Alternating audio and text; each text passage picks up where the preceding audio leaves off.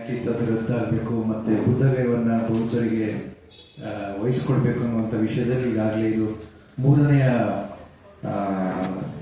Press meet ಮಾಡ್ತಾ ಇದ್ದೀವಿ.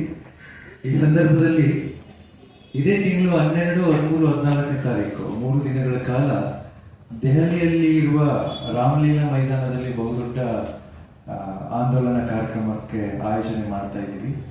ಆದರೆ ಸುಮಾರು 2 ಲಕ್ಷ ಜನರವರೆಗೂ ಸೇರುವ ಸಾಧ್ಯತೆ ಇದೆ. ಇದರಲ್ಲಿ ಎಲ್ಲರೂ ಕೂಡ ಕೈ ಜೋಡಿಸಿ ಸಹಕಾರ ಕೊಡ್ತೀವಿ ಅಂತೇಳಿ ನಮಗೆ ಭರವಸೆಯನ್ನು ತುಂಬಿದ್ದಾರೆ. ಇಲ್ಲಿ ನಿಮಗೆಲ್ಲರಿಗೂ ಇತಿಹಾಸ ಗೊತ್ತಿದೆ ಇದರ ಬಗ್ಗೆ. ನಾವು ಈ ದೇಶದ ಸಂವಿಧಾನವನ್ನು ಒಪ್ಕೊಂಡಿದ್ದು 1950ರಲ್ಲಿ. ಆದರೆ ಈ BT ಆಕ್ಟ್ ಮಾಡಿರೋದು 1949ರಲ್ಲಿ, 1 ವರ್ಷದ ಹಿಂದೆ. ಈ ದೇಶ ಸಂವಿಧಾನವನ್ನ ಒಪ್ಪಿಕೊಂಡಂತ 1 ವರ್ಷದ ಹಿಂದೆ ಮಾಡಿರುವಂತ ಆಕ್ಟ್ ಇದು. ಇದರಲ್ಲಿ ಬೌದ್ಧರಿಗೆ ಪ್ರಾಶಸ್ತ್ಯ ಕೊಡಬೇಕು, ಬೌದ್ಧರಿಗೆ ವಹಿಸ್ಕೊಡ್ಬೇಕು ಅನ್ನುವಂಥ ವಿಷಯವನ್ನ ಮುಂದಿಟ್ಕೊಂಡು ನಾವು ಸುಮಾರು 2 ಲಕ್ಷ ಜನ ಸೇರುವ ಸಾಧ್ಯತೆ ಇದೆ ರಾಮಲೀಲಾ ಮೈದಾನದಲ್ಲಿ. ಜೊತೆಗೆ ಅಲ್ಲೇ ಇರುವ ಜಂತರ್ ಮಂತರ್ನಲ್ಲೂ ಕೂಡ ನಾವು ಆಂದೋಲನ ಪ್ರಾರಂಭ ಮಾಡ್ತಿದ್ದೇವೆ.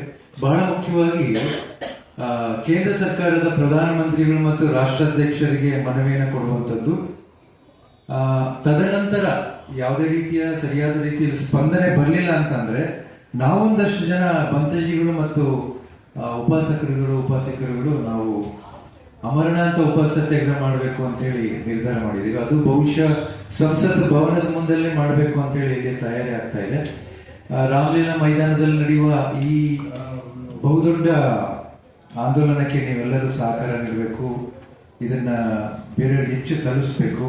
ಬುದ್ಧರು ಹುಟ್ಟಿದ ನಾಡು, ನಾವು ಯಾವುದೇ ದೇಶಕ್ಕೆ ಹೋದ್ರೂ ನಾವು ಹೇಳೋದು ಬುದ್ಧರ ನಾಡಿನಿಂದ ಬಂದಿದ್ದೇವೆ ಅಂತ. We came from